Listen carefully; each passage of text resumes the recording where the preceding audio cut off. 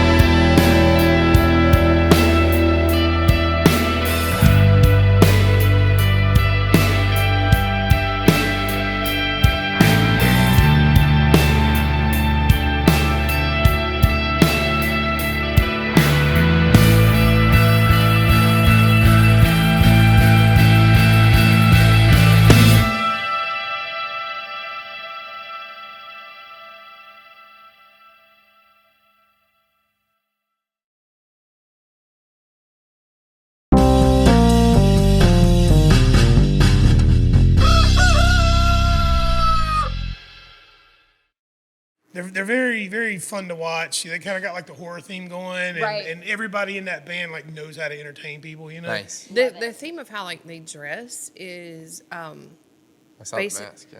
well, some of them wear masks, but it, like their outfits. Well, that was for the Mishaps, but for Midnight Massacre, it's different genres through different timelines. Oh, so cool. So D dresses like he's an 80s hair rocker. The one of the I only know D because my husband and D are friends.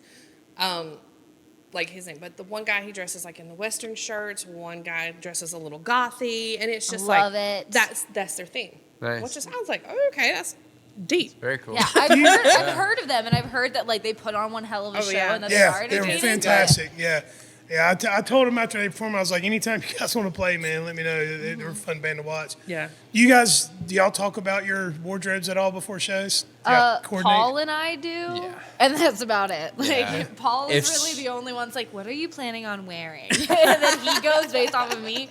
Or if like we're doing a photo shoot or a music video or something, then I'm like, I will tell you what to wear. Yes. Or I'll go out and Goodwill it and find out what to wear. I like have in my phone a note saved of all their sizes. Yeah, don't wear anything flashy. I got it. Wear black or whatever. You know, that's all her. We're building up more graphic tees and band tees for him to wear. Yeah, I'm a very like neutral tone flannel guy.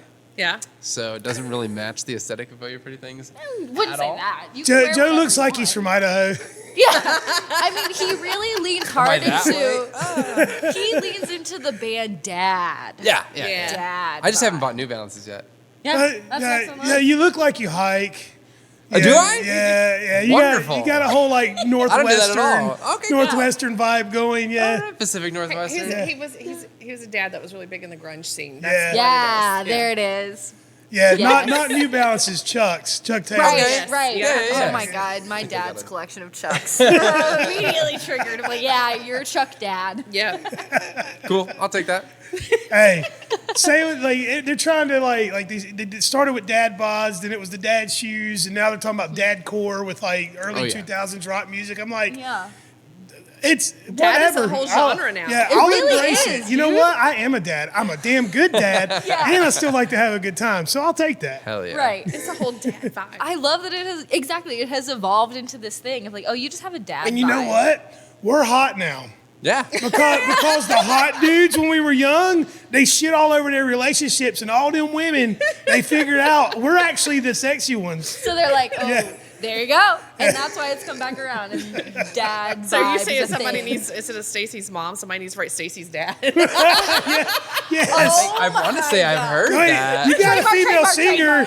You're in the genre. Start writing, guys. Trademark. We gotta get to writing. I actually just saw a comedian did like a stand up with a guitar doing Stacy's mom, but it's like from like an adult perspective. It's Yes. like you're a creep. Yeah, like what's Yes. wrong with you, lady? Right? Something's Why did you wrong come with out Stacy's in the mom. yard in a towel on? Like it's so funny. Yeah, something's wrong. All I with can think Stacy's of though mom. is Stacy's dad something about a fad. It's not a fad, maybe. See, he's already working on I it. love it. Gears are turning. But see, everybody in this version can be age appropriate. Yes. Yes. Yes. Exactly. Stacy's Because dad you can still left be in your because his 20s wife and Stacy's was dad weird. still might be attractive. Right. Well, so it's like you got to tell the story. You got to tell part of the story about how mom's got 2 or 3 kids, and the dude was like, the high school quarterback, or tell the story. Right. Like, make it Yeah. fun. You know what I mean? It's like I overlooked you in high school, but now I see, or something. I don't know, something. Right. Anyway, we're talking to Chuck and Callie from Oh You Pretty Things. Say hey, guys. Hello. Thank you so much for coming and talking to us. These guys are going to be performing. See, you've got a couple of dates coming up. Yeah. Yeah, dude. Let's see. The first of which is I'm blanking. What's the date? I think the Bar Down Breakfest. That's at the end of June, right? No, July. Oh, and no, then that- Wet Hot Punk Summer. That's Yes. at the end Wet of Hot June. Punk that's Summer is first. Yeah, that's the one In I was June. blanking on. That's June 29th. Yep. Is the Wet Hot Punk Rock Summer, and then July 27th or July 26th is the Brewstock pre-party. Yes. So I'm so glad we decided to do that this year. Yeah. Like those guys, we had this long conversation last year about like taking baby steps to make the thing bigger. Yeah. And so like this year, we didn't change anything outside. We added the pre-party. Yeah. And I think I'm so excited. It's a killer lineup. It's going to be a fun show. Yo, the lineup is insane. And Yeah. like with each announcement as it was coming out, I literally would like blast it to the guys. I'm like, dude, did you see? Like, so excited for it. It's going to be so good.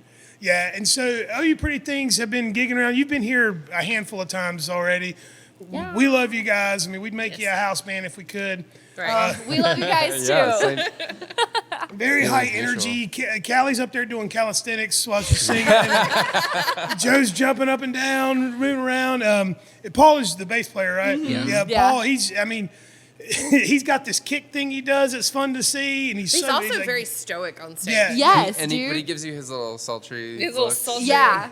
He smolders. His smoky eyes. Yes, the smolder. Exactly. That is one thing that, like, when we talk about, like, coordinating our outfits, it's like Paul will always message me to be like, all right, what are you wearing? What is our vibe? And he's like, okay, but what are you doing with your makeup? Because my makeup is going to be based off of your makeup. And I'm like, okay. And then your guitar player, what's his name? Travis. So last time y'all were here, Travis and I were vibing. He's the only local musician I've talked to that knew who Evans Blue was. So like we had a nice, fun conversation about how much we love that band. If you don't know who Evans Blue is, go check them out. They're awesome. Early 2000 shit. Yeah, he's Dad mentioned Rock. them. Dad Rock. Yeah. Right? I think Dad when rock, he saw baby. that either you had mentioned him or they got mentioned or something. He's like, oh my God. Yeah. Yeah. I love it. Because like that was one of those soundtrack of your life bands for me. You know what I mean? Like they were a band that was like right there, right when I needed to hear the things they were doing. It was like I needed that music at the time of my life. So yeah, I still every now and then you know how sometimes you like get up and you'll just be in a mood and you'll put on like this era of or this record from a time and you just need it screaming for at that the moment, top of your lungs. Dude, day to day. Yeah. Every day. Yeah. Yeah, I like to go back every now and then. I try to stay like now. Most of my consumption is local stuff. You know, like I wasn't like before. I would listen here and there, but now it's the majority of what I'm hearing now. Which is it's just crazy when you actually commit to it and decide I'm going to do this and like I'm gonna listen to these bands. It's like this shit's just as good. Some of it's better than anything you're hearing on the radio. Oh, yeah. Especially you guys. I mean, you take some. I like the way you do your. You take your time to write your singles. The videos you have are. Whose idea was the concept for New Year's Eve? Me. That was you. Yeah, So tell me like where your head's at for that. Why you called it New Year's Eve? Like talk a little bit about that. Okay, so New Year's Eve, writing it was actually like the whole song and story took place at a New Year's Eve party. Okay. And so in my head, I wanted it to be kind of this like waking up after the party kind of walk of shame back to your house where you're just like a little hungover and you're just like stumbling. You're like, okay, I gotta get home kind of vibe. And our first music video we did, Say Nothing, was shot at my house, and there was like scenes of the upstairs bathroom, like our guest bathroom. And so I was like, okay, I want to wake up in the bathtub, in like guest bathroom. Like that's the tie back to the first one is like, I'm going to wake up in the tub, and then it's just going to be kind of like this walk at like twilight time of just like stumbling. And then the whole like cutaway to the band, I just wanted it to be sparkly and somewhat reflective of New Year's Eve. Yeah. So Yeah. I just bought a shit ton of like silver metallic dollar store tablecloths and we taped them all around our practice space. And I was like, all right, band. Like we play here. I mean, it's amazing because like you've got this like super low budget way of making this. You know, what looks like a lot of production went into the video when you watch it. I'm telling you, when y'all released that, I didn't really know you guys yet. We had just booked you for a show and you just put that song out. And I was watching that video and I was showing it to anyone and everyone that was, I mean, my wife, all my friends, like, check this fucking band out. And I was just really impressed. And then you go and listen to the rest of the music, it's like, oh, no, these guys can actually write songs and, you know, what you've got going is wonderful. Thank you. And you guys are out there. You're putting yourself out there. You're playing a bunch of shows and stuff. I love it. You're going to Virginia. You're going to South Carolina. Like you're doing the thing right, and I really do. Yeah. Like I said, you're one of my favorite locals, man. I love it. Yes. Thank so you. much. We love you guys too. It really means a lot to hear Yeah. that. Now was that always the plan? Like how'd y'all come together and you know? Oh boy. Well, I think our bio online says formed after a night of D&D which Really and truly. Yeah, we played D&D every Wednesday. We've been playing D&D. We were neighbors. Yeah, we were neighbors. So Joe used to live next door. I would walk over to her house, and Wes and her husband and like our whole group of friends would play D&D every Wednesday, and we've been playing for 8 years now. Yeah, Paul Paul's was in on also it and in would it, play yeah. D&D. And that's kind of how that came to be. And then I was just leaving one night, and she's like, "Hey, do you want to start a band?" I Yeah. was like, "Yeah, sure." Well, we had always talked music. Like, we Yeah. both were big music heads, and we'd always talk about music and, like, what's going on. And you were like, well, I play guitar, and you Yeah. kind of had Showalter, or Big Animals, it was It first. was, yeah. I used to do like a lot of like electronic mixing and different. I did like a little bit of folk stuff here and there back in the day, but I never really cared about doing my stuff that much. It was just for fun. And she was like, "Well, you're a really good songwriter." And I was like, "I don't know about that," but Well, you are. We had a little bit of we had like a weird little, not practice session. It was like a jam sesh with our old friend Peter. Yeah. That was our first like foray into playing music together. Yeah. And then after that, she approached me about starting Oh You Pretty Things, and then we took a long time. It was like I want to say December of 2017. Yeah. And then we didn't play our first show, even just for family and friends, until March of 2018. Yeah. So, or 2019. 2019, So yeah, it was yeah. like over a year of us Yeah. just like, what do we do? Like, Yeah, what do we just the want to two do? of us. So we said we formed in 2018, but I mean, honestly, like the current iteration of Oh You Pretty Things really has only been around since like 2021. Yeah. So it's kind of like two phases because COVID split Yeah. everything Yeah. up. It really did. And then we didn't have a drummer.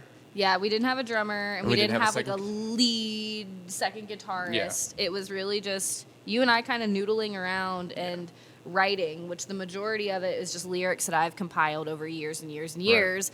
That was like, okay, he would come up with a riff or something, and we would like puzzle piece, put the lyrics together, and then we'd have something. Yeah. And after we played our first little show, it was just kind of like on my back porch with some Yep. fairy lights and just family and friends. But we're like, here, look what we can do. Paul was there, of course, as one of our friends. And he was like, I would like to join this, please. Like, you guys have a lot of potential. Says I Paul, a want show in." me first kind of guy. He I very- could see him being that kind of guy. Prove it to me. In this instant, yes. He was just like, oh, you guys like music? Yeah, yeah. I could see Paul being the guy at like a local show, like watching every like. Yeah. Like, I And see. if he starts nodding his head, you're good. Yeah, yeah, Like, yeah. if he starts showing any sort of movement, you're like, oh, sold. Yeah. Yeah. That is Paul. He was originally our drummer. Yeah. Oh no shit. And Yeah. then we had like one practice, and he's like, listen guys, I haven't played in a long time. So we're like, dude, our It's fine. level of musicianship is not that high anyway. So we're just like fucking around. Yeah. And then he picked up a bass guitar at the end of that practice. And Yeah, just, mine. And just did a little riff, and we're like, What the fuck is that, dude? you're playing bass, dude. I what are literally you talking like about? passed him my bass, and I was like, "Stop making me multitask. Yeah, Like, yeah, take yeah. this." Because she was Yeah. playing bass at first. Really? Yeah, So it was just me on guitar and then her on bass, and then Paul joined. He became our bassist. We had a couple fill-ins over the years, and then after 2021, we got Travis, and originally Eric, yes. Uncle Eric. Uncle Eric, good And old then, Uncle Eric. and then he couldn't commit to the touring schedule that we wanted to do because we had played like 17 shows one year, and that was like the most we had done. Yeah. And he was like, 17's kind of my max. Like I can't really go. And we're like, we want to do 30 to 40 next year. Yeah, and we were and- starting to travel too. And we were so gonna, we were like, because this was like going into last year, which was our first year traveling. We did a Mm-hmm. tour to Nashville, Chicago, Buffalo, Philly. I Yeah. mean, it was fucking surreal. it really and truly. And then That was Eric- your first time ever doing anything like that, like Yeah. going on tour? Yeah. Yeah? Mm-hmm. Well, talk a little bit about how you were received in some of these other cities, Chicago and There was like really funny. no turnout Yeah. at like any of these shows, but like meeting the venue owners and like the other bands that like, well, I mean, It was weird because Nashville- we had in Nashville we had a whole bill change. yeah, like So it was complete like- flip within 2 days before the bill itself. So the people who were pushing Yeah. the show weren't even on the show anymore, and we had 2 new bands. So we had one person show up. That one person came to see us. Yeah. Then we played in cool way. Chicago the next night. We had Yeah. 2 people. Those 2 people came to see us. wow. So like it's So it was cool, crazy, yeah. but it was just like there was a lot of scheduling conflicts and just like it really was a true like trial run of like, you're going to go on the road and shit's going to happen that's out of your control. So what do you do? Like, how are you going to handle it? What are you going to do? Exactly. And so we from were my like, perspective, from what I'm hearing, I'm like, I don't know if it's more comforting or more infuriating to know that other places are struggling to get crowds out for shows. Yeah, well, and when we were in Nashville, it was because at another small venue, there was a really, really good bill with a lot of good bands there on was it like that a night. touring band that everyone had was stacked there. good people. Yeah. The And one then- dude that came to see us came from that show Yeah. to come see our set. Yeah. Awesome. Yeah. Chicago, we played at like a newer, well, I don't want to say newer, but Yeah, it was pretty new then. yeah, think I we mean, were, it'd like, been the fifth around show. as like a restaurant, but it was new to like building a stage and like hosting shows. We were like the fourth or fifth show that they had, so it was very new, kind of getting into that venue sense. Yeah. And then trying to think. Buffalo was good. Buffalo was good. We it played a was festival called Infringement Fest. Infringement Fest. We played it at this really What were cool you place called infringing Egypt. on? I'm not quite sure. Art, I guess. I don't know. I don't know. It was a really cool spot though. It was like this very like, I mean, old ass nightclub. Like you walked in and you could smell the cigarette smoke. It's still still in the stale air. from like 40 years ago. Yeah, but it Old was, cigarette smoke and old wood type smell. Like, Yeah. like Yes. even the COVID shutdown couldn't like air it out. no, exactly. Probably made it worse. They had like Probably made it worse. some like velvet curtains, and I'm like, those haven't been washed ever, ever in their life. Ever. They've also probably never seen the light of day. So, Yeah, probably.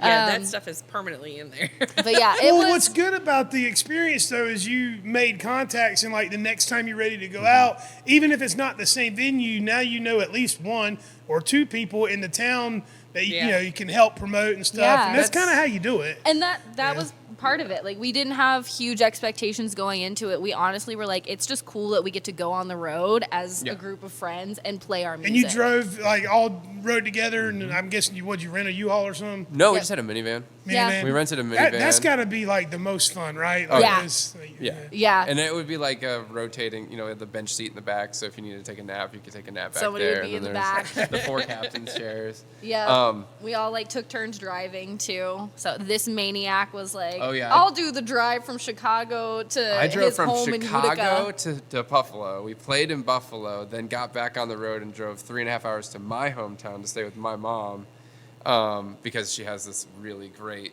piece of land up in like the middle of nowhere, New York. So That was just- a great. it was It the day was- off was the best part.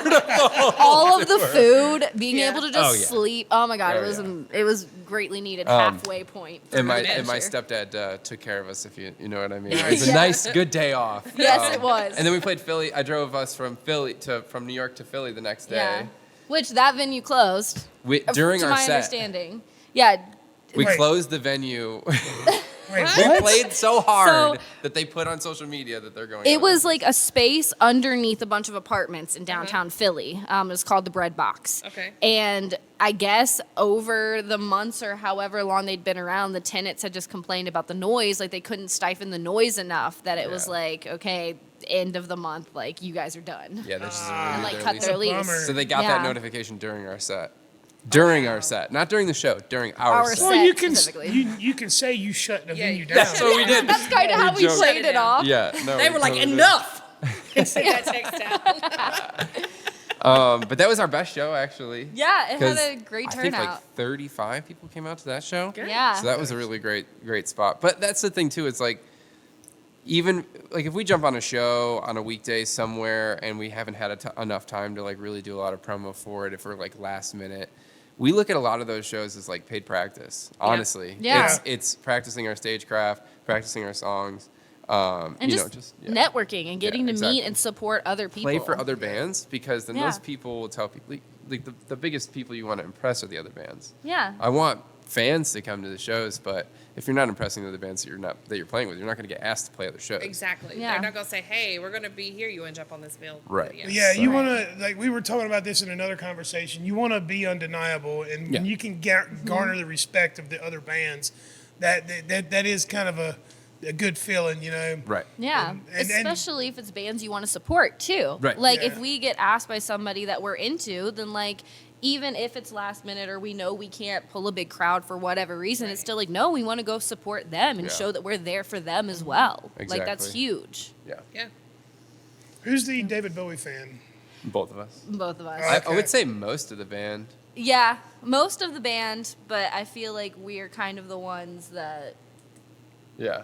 came up with the name. I was and gonna say, kind when you of- come up with the name, was it like immediately, or did y'all pine over the name for a No, while? it's- Like, It's a fun story. We we had been trying to come up with a name, just me, Joe, and Paul, and we just like nothing was really sticking, nothing really fit, and this one had never heard the song "Oh You Pretty Things" by David Bowie, and you were I was listening driving. to it. Yeah, I left practice. We had just had a conversation about what we were going to name the band. Yeah. And I was listening to it in the car, and when that first chorus hits, it's just such a like Smack. left hook to your Right. face. Like, where did this even come from? I was just listening to like a Western piano song, and now you just beat me over the head with a rock song. Like, Yeah. it was so cool, and I'm like, I feel like that's a lot of our music, especially what we were writing at the time. And so I literally paused the song, and I called her, and I was like, hey, the name of our band is Oh You Pretty Things. And immediately I was like, "Oh hell yeah, Yes, that's it. absolutely." Yeah. Because And he's that was right. it. Like we weren't writing to fit in a specific genre or anything like that, and every song it kind of goes in a different way. That we were Yeah. just like, this is a great fit for it too, because it's like we'll keep you on your toes, and you don't know where we're gonna go next. So Yeah. we were like, Right. it was meant to be. A lot of our playlists are like, you know, it'll be a rap song, and then it'll be like, for me, like Oh my a God. blues song, and then it'll be like a metal core song or something. Don't even get me started. We can go from like some Britney Spears to some K-pop to some fucking like Bring Me the Horizon, Chelsea Grin, like crazy Yeah. deathcore. Like we're all over. Every single one of us is all over Yeah. in what we listen to and where And we that's pull our definitely influences. reflected Yeah. in the music, So yeah, 100%. yeah, it's funny. Like most of the people I knew growing up, the older they got, the more narrow their tastes get, and like the more narrow their whole mindset is. Yeah. And I'm doing the complete opposite. The older I get, it seems like the wide. The broader. I don't have enough time to consume all the Right. stuff I want to consume. You know what I'm Exactly. saying? yeah. There's Yeah. so much stuff to ingest. Like, how could you limit yourself?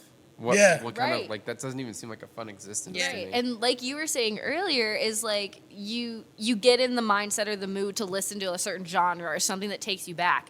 But it's fun finding local bands that still give you that same feeling. Yeah. Yeah. That Yeah. that music gave That's you like, when oh, you were yeah. like growing up, or that nostalgia. It's like you can still find that today as well. So Yeah. it's like a never ending search. Yeah, I don't ever for it. want to lose that. Like that, Yeah. it's like it's you know, it's like that childlike sense of wonder. It's Yeah. like going to Disneyland. You know, remember what that felt like the first time you went to Yeah. an amusement park. Right. Like For you know, sure. and for some people, like they get that from their church or whatever. You get you know, but now I lovingly joke that this is my church.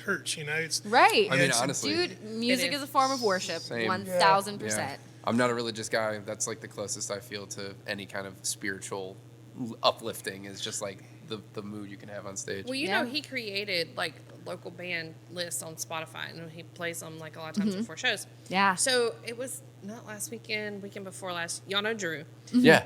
And I was coming off the stage, and Drew was standing there talking to me, and one of y'all songs came on. And we both looked at each other, we're like, "We know this song." It was one of those experiences. Like, hey, I know this song.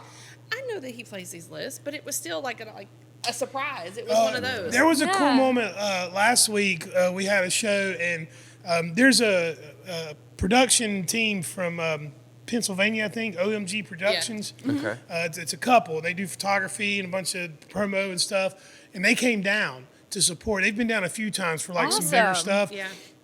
And so the way the playlist works is anytime we book a band for a show here, I went back a while back, and I went back through my calendar, and every band that's ever played here, I put them on a playlist for their genre. And as I book new shows, when I book bands, I add them to that specific type of playlist. Sometimes there's bands that are on multiple playlists. Like there's some bands that go on like an indie, but Right. also on rock. Right. You know, and so I do my best to keep that up. And there was a band that played Rooster last year called Nailbite out of PA. Ooh, cool. So I put Nailbite on our playlist. And so OMG, they're from PA as well. They know the guys in Nailbite. And so halfway through the day, I opened my phone and I saw they had tagged us. OMG was like, "Hey, Nailbite, the Rooster's playing your song such and such on the PA." And I was like, man, that's a cool moment, Right. man. That is Right. so that's awesome. really cool. Yeah, it made me feel good about what we're doing, you know? Right. That's why I Right. love For like when the sure. songs come up, and I'm like, "Oh yeah, I like that song. I like that one." Yes. But Nailbite, totally, I love unassuming singers for bands. Brewstock, the singer, pink bucket hat, pink shirt, pink skirt that came down to here. And I was Yeah, like, almost looked like strawberry shortcake. she did have love it. strawberries on somewhere. It was either the shirt or the skirt. I can't remember. And then all of a sudden, she's up on stage.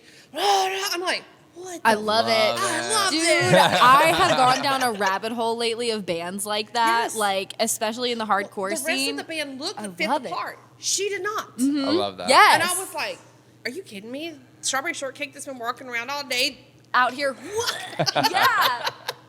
But I love do. it. I love unassuming singers. And there's quite a few local bands that have them. I'm like, you're the singer? Right. What? Where did Yeah, that come there's from? been guys that have come to multiple shows here that I didn't know were in any kind of band. And then like we'll book a band, and then I've literally from back here behind the bar seen someone come out on stage and be like, I've served him at least 3 different concerts. I had no idea he Right. sung in a band. Right. And those are all cool moments, you know. It's all Yeah. you know, in a lot of ways. I'm still kind of new to the scene here, and like it's the fun part of it. You know, like the like I'm hoping, fingers crossed, that 10 years from now I can look back and I'm hoping I can laugh at all the pain I'm enduring right now trying to make this work. For sure. But this is going to be the most fun part. Like, Yeah. like 10 years from now, it will all be different. People will all be settled. I'll be a little more secure and settled.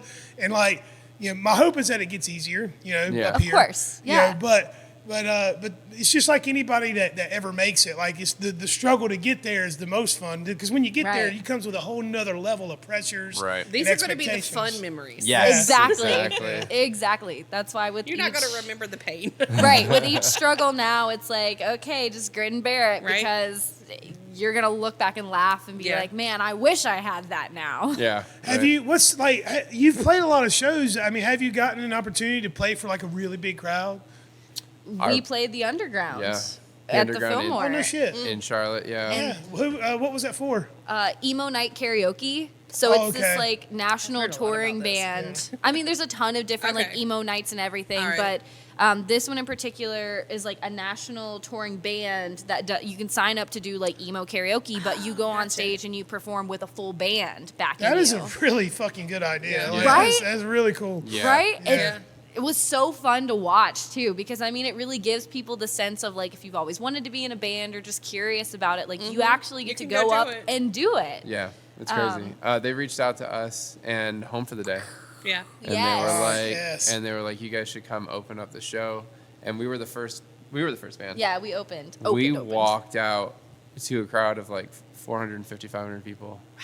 And it was like that, you know how like you see your favorite band and they walk past the stage and they like that moment when you get to see them walk past the stage and they just kind of like look at you and maybe just acknowledge you and you're just like, that's my favorite band. Like, and I got to be on the other end of that because as soon as I looked at the crowd, they just started cheering and I was like, we haven't even started playing yet. It was Right. insane. And it was amazing. Like it was Yeah. just the biggest boost of adrenaline. So you all were ever. able to step into that moment and deliver. Like nobody got intimidated Oh, or no. anxious. or No, it Nah. really like I know it's cliche and people probably say this, but it really and truly felt like this is right. Home. Yeah, Yeah. like I am in the right place at the right time right Yeah. now. Nice. I thrived on It that was- stage. And yeah. you didn't.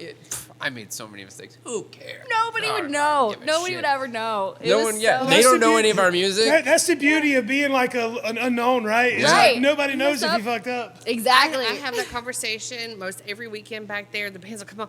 Oh God, we fucked that one up. Nobody out there knew, buddy. Mm-hmm. Just roll with it. As long Exactly. as long as you don't show that you know you fucked up. Yes. Yep. Nobody's No one's gonna. gonna- Y'all Who's work gonna on know? it at next practice, okay? Yep. Don't let them show. As soon as you leave those doors, don't let it show. Yeah, Right. I always tell bands just keep playing. Just keep Whatever going. happens, just play keep through it. playing. Don't Yeah. make the Yeah. uh-oh face because everybody will be like, did somebody fart on stage? I mean, what Right. happened? Exactly. Partying the entire time. Yeah. And The whole time. you would never know, And you right? would never Right? know. You never know. There it is. The best is when like Robbie or Eric. Well, it's more of Robbie because like if he fucks up on the click. Mm-hmm. And then he'll play like some offbeat thing and then bring it back. It's Yeah. just like, I'm like, how can we? And you got it. Yeah. Dude, that is fucking awesome. I will love hear that it shit. as I'm like headbanging or jumping around. I'm just like, where are we? Oh, there we are. And we got it. Where We're are we back. going? That's great. That's great. That's clever of your drummer. Right? That's a clever I move. mean, he's Yeah. he's He's the insane. arrangement director of Temple University's drumline. Yeah. Oh, okay. That mean, makes like- a lot of like- sense now. He How is- did we land that? Right, he is probably one of the most like trained Yeah. musicians in Yeah. the band, where he like went to school for drums and everything, and like still does it, like Yeah. still writes all these compositions for their drum line and everything, and it's like, bro, what? I guess It's that's- amazing. And you want to work with us? What? This is kind of a little segue back to like how, because so when Eric left, 2 weeks before Eric had told us that he wasn't going to be able to commit to the touring schedule, Robbie had reached out to us on Bandmix. So we had like a profile cool. on Bandmix set up. Yeah. And I would randomly get emails from people who are like, hey, so you're still looking for a drummer? And we'd be like, Eric's been in the band for 2 years. We Why just do you think we need a drummer? Like, We what- never updated that I profile. had it set that we were seeking a drummer the whole time on Bandmix. So Robbie reached out to us, and I was just like, no, man, I'm sorry. Like, we don't need a drummer right now, but you're really good. I'll definitely keep you in mind. And then, like, maybe a week later, Yeah. Eric Right was away. like, hey, I have to back out due to other commitments. And I just I messaged Robbie. I was like, hey, you still want to play in our band? Yeah. So now we need a drummer. So now we have, it's actually really cool. We kind of have 2 drummers. You do have 2 drummers because Eric played the first show here, and then Robbie filled in the other ones, and then Eric came back at the last show. Yep. And It's- I believe Eric is playing Wet Hot Punk Summer. Yeah, and then Robbie will And be Robbie's here for. playing the other one. Hey, Yeah. lucky you, man. You have the opposite problem of most bands. Most Dude. people got find a Yeah. drummer. That's literally what everyone says, is like drummers are such a hot commodity in the scene that it's like, good luck finding a drummer that isn't already in 2 or 3 bands. And Yeah. it's like, Right. well, Yeah. not to brag, but We got two. It works out for us. It's like, But- who's available? I'm glad you told struggled that that- story because I never really asked. I did wonder why I've seen 2 different drummers. You guys. yeah, if anybody's at a show and they're like, wait, how many drummers do they have? Yeah. But we struggled with that for a long time. We didn't have a drummer for like 4 years. Yeah. Almost, it felt like, really, 3 years. After Paul got fired from drums and hired on bass, it was like, okay, now we actually need a drummer. What Yeah. are we going to do? And we went through a few different people, but it just never really stuck until Eric. Yeah. then And now we we're like- grateful. Eric is literally like, even though he doesn't stay in the band consistently, he's still very much a part of the band. Yeah. Like, he's in our band chat. He's very involved with us still. That's always It's super like, cool. you're part Yeah. of the family, dude. Well, that's like, the thing. It's like once I don't know about other bands, but for our bands, if you come to our practice and say you're trying out or auditioning for our band, we've already vetted you enough to invite you to our practice. Yeah. You know what I mean? Like, we're not just gonna invite some random person. Right. And then, like, okay, if you've already passed the vibe check from a distance and you come to practice and you're cool and you can play the music and you're, whatever. We're good. Like, by the You're end of that in. practice, congratulations, you're in the family. Exactly. Like, you are Right. a part of our family. So even if, like, Robbie left, he would still probably part of still the be in the family. band chat. Like, Yeah. he's still a part of the band forever. So. Yes. And it's just cool that it's like, if we do have an event where like Robbie is all of us have crazy schedules, but it's like, if somebody has something come up, Eric's just like, hey, what's up? I'm available. What y'all Yeah. need? And Nice. it's like so reassuring. to And have that. the fact that they both have that great attitude is you guys are fortunate. You Very. really are. You're a very Yes. fortunate group. We're And very we, lucky and for we it. acknowledge that, yeah. Yeah, we're And very. then I like it. I like both Eric and Robbie. I'm excited for Wet Hot Punk Rock Summer. I really am. Yeah, Yeah. That me lineup too. is great. Yeah, I'm really hoping that we, for a couple of reasons, I hope we have a great turnout for that. Just because the Get Warped guys, their hearts are in this. Yeah. They really care about what they're doing. We haven't made a formal announcement yet, but we got another thing coming up in September that they're involved with that's going to be a fundraiser Nice. for suicide awareness. Oh, nice. And so like they're such genuine people. My hope is that the Wet Hot Punk Rock Summer, I hope we get a few hundred people here, man. I want to Yeah. see a Yes, big crowd for dude. us. Oh, yeah. I want to see it happen again because Yeah.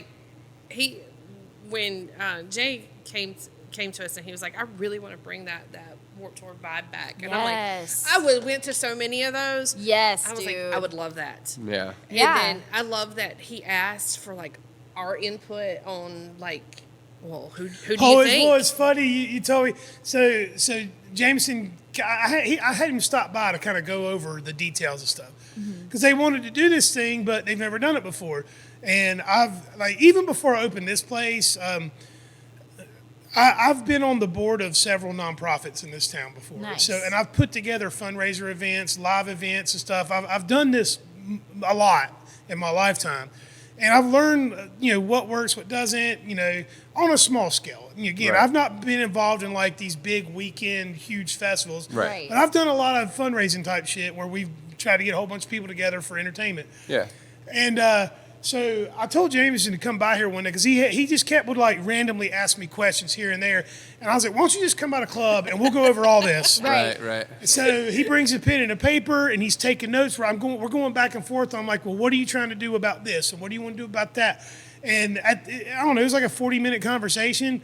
And at the end of it, he walks outside. A couple minutes later, Errol walks in. He's like, I don't know what you said to Jameson, but he just walked out like he just saw a ghost or something. Like he was just overwhelmed with information. Yeah. It was either you or somebody. It was me Yeah. because he walked out and I Yeah. feel like he was pale as fuck. Yeah. So it's like I just hit him with like 40 minutes of like, This is what you need. This is gotta what you gotta do. Yep. It's a lot. But Yeah, that's it's a exactly lot. what he said. He goes, he opens the door. He goes, Oh, it's a lot. yeah. Because he told me what he was going to talk about, and then it's just reaction was a lot. I was like, whoa, yeah, you it's just- a lot. It's a lot that goes into it. But he's got the right people to work with. And that's why I never do these without a promoter that's like that I can share the burden with. Right. Like with Bruce Stock, it's the Bruce Stock guys. With the Rooster Olympics, it's creative music management. It's I don't even like Headbangers Ball and Bleeding Hearts. That's the Carolina Headbangers guys. I don't do these events on my own because it's too much. It's a lot, It's too yeah. fucking much. Yeah. I've got because you got to do this on top of the day to day for me. Right. As promoters, you get to pick and choose. What you want to do here Right. and there. But for me, I still got the club to run. Right. And it's just a lot coming But at even you. with the promoters, it's still a lot. Yeah. Right. It's still a lot on the back Depending on end. the promoter. Yeah, depending on the promoter. Yeah. But it can still be a lot. Yeah. But and we're grateful that you're on that because it's like I've told you this before. Any chance we have to get you in here, I want people to see your music. I think your music should be on the radio. I mean, you. You know what I'm saying? you. Jay Like, asked me, he said, what bands do you think should be on this? And this is going to sound really weird as soon as I say it. Y'all and Y'all were the first two things. Yeah. Yes, y'all Yes. are. We've been wanting to play a Yeah. show with them for so long too that it's Have like you seen 'em yet? finally. No, we haven't, We but- haven't. Pay attention to, I want to play D&D with your dad. Yes, I have very much listened to that. Yes. Well, they came out to one of our shows. I think it was at Bart Smart. Yeah. Oh, right. And I got yeah. to talk with everyone. They're like, yo, we're about to put together this band. Like, it was very early in, like, concept. And they were like, this is very much what we want to do. And I was like, let us know. We'd love to get a show. And I know there's been a couple of times where we've tried to get Yeah. on a build together and it just scheduling hasn't worked out. Yeah. Like, there's Yeah. always been something. And then when I saw the lineup, I was like, fuck yeah. Yeah, when Jay finally. asked me, I was like, Bleh. Yep. because Well, thank those you. are two of my favorites. So of Y'all course I'm and going. If y'all I'm are- going to be outside, and I hopefully I get to see them at some point during the day. Right. Yes. Yeah. While we're talking about the Wet Hot Punk Rock Summer, let's mention that Midas 22 is going to be headlining that. Yes. Yes. And that's another band. They're probably more rock than punk, but man, are they a fun band to watch They are so live. fun. Just about it. I mean, pretty much all the bands they put on there are all entertaining bands. Yes. Which I think it speaks to like trying to get that Warped Tour vibe. Yeah. Yeah, going. absolutely. But yeah, Minus 22 was actually just here a couple weeks Yeah. ago. Or no, last Last week. Right? weekend. Yeah, last weekend. Nice. They're such great And guys. they hadn't been here in a while, and it's like, oh man, forgot how good these guys are. They're a lot of fun to watch live. Yeah. And I don't know, man. Like I try my best not to play favorites, but there are some bands where you're just like, man, I really like watching these guys play. And then when you connect, Yeah. when you get to connect with them on a personal level, like Michael from Minus 22, we have an inside joke about the green wristbands. And Okay. then I threw my back out at Bruce Stock. I could not get down that slant to come use the bathroom, and he was the only person I saw, and he helped me get from my tent to the door so I could just go use the bathroom. And I was like, I need your arm. I need an arm. He goes, I got you. Come on, let's go. Nice. They're great guys. I feel like that's a huge part of it too, though, because it's Yes. like obviously ego comes into play, but it's like if they're like a genuine good person, or you Yes. just have that natural like connection to somebody that like that automatically makes them that much better. Exactly. You know? Yeah. Like Well, what's beautiful character. about being an artist, like you don't have, a lot of people do have egos, but you can do the alter ego on stage and then not have an ego off stage. Right. And a lot of the local bands we deal with are like that. Like they're a completely different person on stage than they are off stage. And that's fine. Like that's what you want. You want to be something more than yourself when you're performing, you know? Right. And I dig it, you know, but when you come off stage and you're an asshole, you know, that's one good way to not get booked again, you know? Yeah. And I get to see that firsthand. It's like, oh, I like your music. Oh, you're a dick. Yeah. Sorry, that just ruins the whole thing for me. Right. And I feel like, especially when you're backstage in the green room with bands, you really get like an inside look of like before they go on stage or right when they come off stage, and you're kind of like a first person of contact outside of it to really firsthand see. And that's one of these days, I tell you what, man, if we get to like a 15, 20-year mark, we're going to have to like co-write a book from like two different different perspectives. Because like I don't see any of what's going on back there. Sign me up for that I book. get asked, how were they? Or were everything good back there? I get asked that every single weekend. I'm like, or it's like, So heads up to all the bands looking to play the Rooster. I am judging you. You better be fucking nice to Ariel. Fuck with Ariel or else. I mean, there's bands that are like still like figuring it out, that are like in that getting better phase. That I like working with just because of who they are. Right. Very much so. Very much so. I mean, we feel that way too. Like we're always getting better, and we're always striving to get better, and like we don't know it all, and we don't pretend to know it all. Well, we have a few rules. Fuck around and find out being one of them. Number one. Our next biggest rule is ego stays at the door. Like, if you want to have ego outside and talk yourself up and promote the band, that's phenomenal. But when we're in the room together and we're writing or we're practicing, it is about what is the best outcome of the music. Yeah. That's all that matters. Yeah. And so if your idea is good, but their idea is better, then that's Don't take it personal. Exactly. Yeah, or maybe your idea will work better in a different scenario or whatever. Put it on the back burner, rework it. Exactly. I've written like 600 songs in my life. Like there is always another one to try it out on. It doesn't have to be this. I mean, I take that approach with this play. Like I don't like being wrong about shit, but I've been wrong about a lot of stuff. Yeah. You know, like I thought people would love to come to stand-up comedy. Boy, was I wrong about it. I lost my ass 10 months in a row, you know, on a comedy show that I had to pay for every month that nobody came to. That's crazy. Should I have stopped that sooner? Probably. But I really wanted to be right about that. You know what I mean? So, yeah. I mean, you there learn. were fantastic comics up there too. Yeah. They were talented. They were funny, and and nobody wanted. Yeah. I was talking about this with somebody either yesterday or the day before, but you know, it's just all across the board. Like, there's so many reasons why. Yeah, I was talking to somebody last night who is a business owner that's very, very successful in this town. Okay. And him and I, he's in a band, and we've had them here a few times, so we have a relationship, and we talk. And I was talking to him because as a successful business owner, I was like, I mean, from your perspective, like, what are we doing wrong? Like, why aren't more people here? Because I've thought of a million reasons why, right? I've had nothing but time to think about why. And the conclusion I've come to is there's not one thing. It's a lot of things. Yeah. And I think part of it is economics. I think part of it is, I mean, you said yourself you had one and then two people show up at shows in other parts of the country. Yeah. I just think people are spending less money, you know. But the thing that I just don't get is I don't understand where the 20-somethings are. Where are the 20-somethings? Yeah. Yes. Like, what are they doing? That is a doing mystery. 20-something shit that we were doing. Yeah, that is a mystery that we ask all the time too, because it's like we feel like that is like a prime audience for our music, and like online we get a ton of support, but when it comes to live shows, we're like, where is everybody? They're online. Because I know when I was in my 20s, they they don't go out. Well, I mean, was like drinking is down for everywhere. I was at every Warped Tour. I was at every local show. I was trying to go out. I never wanted to be home and online. Yeah. And that was like prime, I'm dating myself, prime like MySpace time too, where like, social media was really taking off. Right. And I still was like, dude, how can I get the fuck out of the house and go somewhere? You used MySpace to find out, yes. oh, that band sounds interesting. Let's go. Exactly. We know where that is. That's what we've talked about this before. And to me, it was like an adventure. Like I know the venue. I don't know this band, but why don't we go check it out? Exactly. There's no curiosity, no adventure when it comes to music. Right. And I really agree. I think economics is a huge play in it. I think COVID really changed the landscape of live music as well. 100%. And just like people wanting to go out and leave their house. But your guess is as good as mine. I really would love to know. Ultimately, I mean, that's kind of that's kind of where the conversation went to. Is like, man, you know, the way he put it, he's like, you know, people like what they like when it comes to entertainment. Like, you know, the reason why we get more people come to tribute shows than anything is because the vast majority of people want to sing along to something. Yes. If they're going to a show. Yeah. They want to know that they can sing along and have a good time and whatnot. And I get that because I still like. I mean, I've got tickets to 4 shows this summer that I'm going to.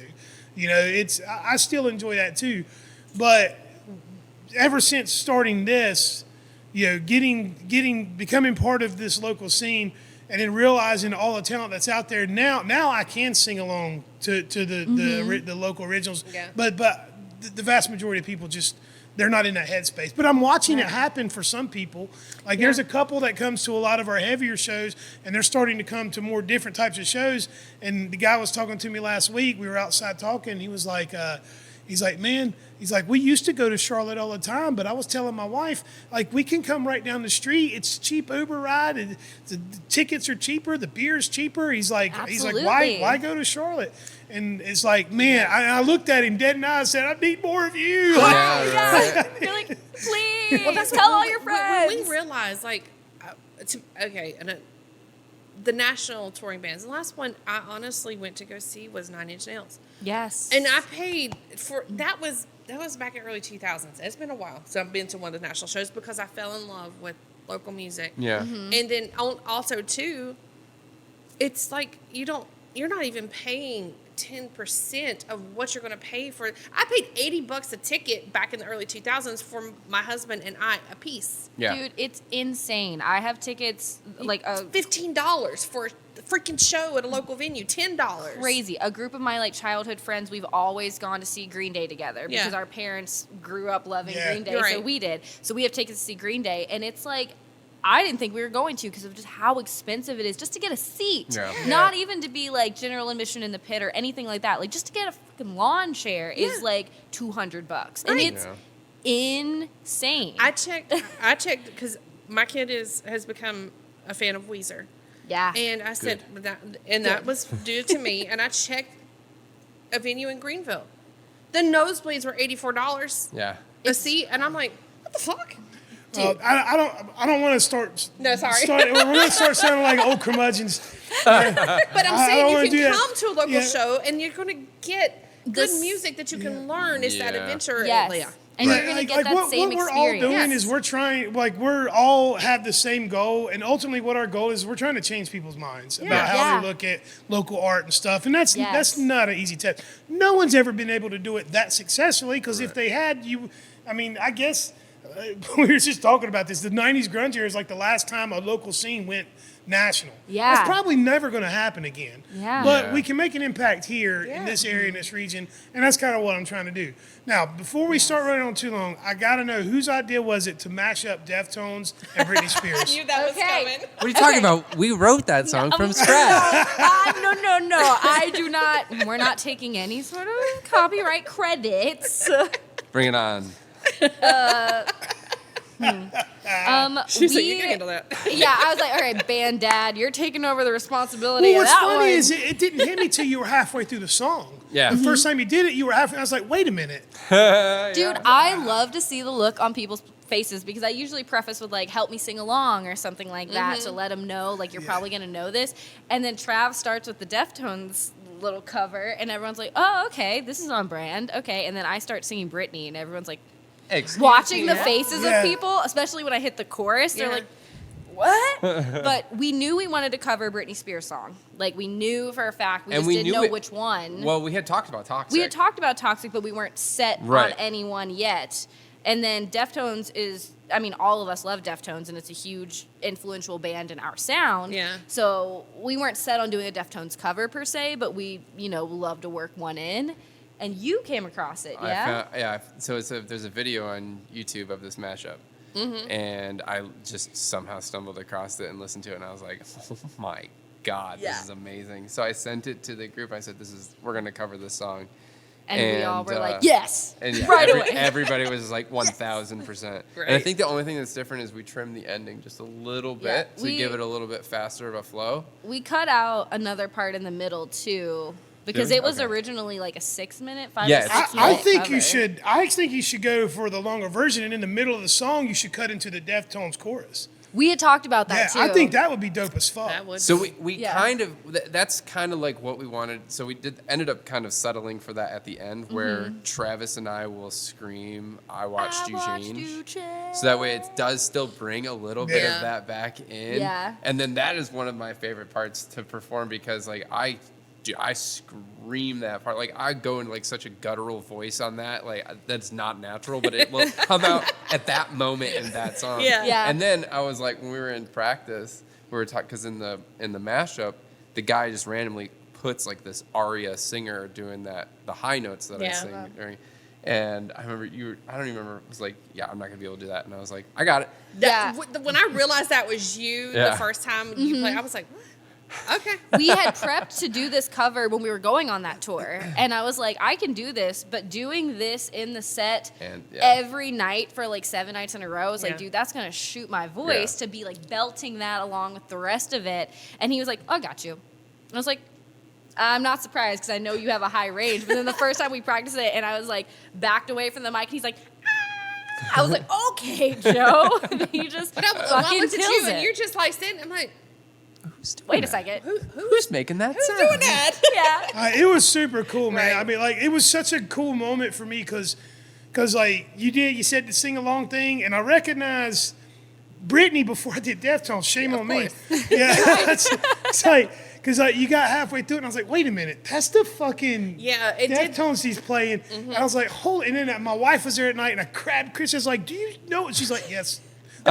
She figured it out before I did. They played that the first time at my birthday party last year, right? I think so. Yeah, I think so. Yeah. Because I want to say we were played all, that I was show. like going, Yeah. That show was like right after our tour. Yeah. So we Yeah. were like, we'll just play the tour set list. So we were really like living in that set list for a while. That, and I was very excited to bring that song here too, to like Yeah. see what the response would be. So I was like, oh, we're keeping it in. right.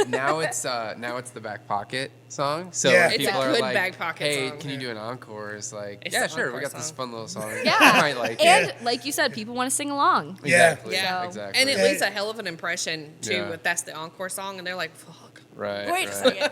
Well, thank you. Yeah, it is a great way to end the show for sure. Definitely one of my favorites. All right, Very speaking of fun. ending the show, do y'all want to plug any more dates while you're here?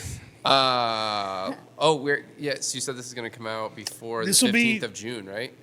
Yeah, it'll be next week. Next week. Next Okay, week. cool. So, Or, yeah, this so, coming week, so, whatever. 16th of June, which is a Saturday. I'm like going through Yes, the it's schedule Saturday. in my mind, trying to like We'll be- matrix brain right now. When is that? When is that?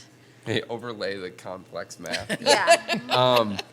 We're going to be playing Snug Harbor, and I believe we're headlining Snug Harbor. Yes. So Cool. that's Yes. a very fun thing for Yeah. us. Snug's a cool place. Snug is a I've very... been there a is. couple times. Bartender was kind of a dick to me when I That's was there. the but thing of it's like Snug is like there are cool venues and there are cooler venues, but Snug is like this one that's just like if you make it there and you can play Snug and you can headline Snug and they ask you to come play at Snug, it feels a little bit like kind of making it in the local scene. It is a very niche. Like they have a built-in crowd. They have a built-in just and kind they're of vibe very to them. particular about Yes. who they book. So there's. So if you get on their good side, it's just like, wow, okay, we're playing one of the better spots in Charlotte. See, I don't want to. I don't know if maybe. I think I maybe can't you're. say anything right now. Yeah, I think your perception is that's what they want people to see. I'd prefer not to be a dick. Yeah. Right. You know what I'm saying? would no, very I- much prefer not be a dick. Yeah. And that's the thing too. Is like everybody I runs have their not had venue that. differently. Yeah. And that's just. I wanted to say this earlier, and I'm not gonna go too deep into it. But I think a lot of the reason why we were talking about the 20-somethings not coming out. A lot of music these days, in my opinion, all of it's really based on perception, and it's not so much like, oh, this band. 'Cause I just feel like when we were younger, it's like, wow, this band is huge. I'm already hearing about them once they're huge. You know what I mean? So it's like, it's harder, I think, for younger people to see like a band that's up and coming. It's like, I don't want to support you while you're struggling yet. Because then if I do, I look like a fool. Yeah. And you don't give off this like perception that you've made it. So that's why I don't know. It's just like it's a weird balance. But once you can tap into that crowd and like the younger crowd, especially like 18 to 24, that's when shit changes. Yeah. Once you get Loyal. the younger crowd on your side, you're cool, right? It's always a fad. Even if it's not a local or regional fad, it's like you're a fad. Yeah. And so you have to kind of like prove yourself to those people before they're going to be like, we're good. We're going to give you all Yeah. the support that you deserve. So I feel like that's, to tie that back in. But Yeah.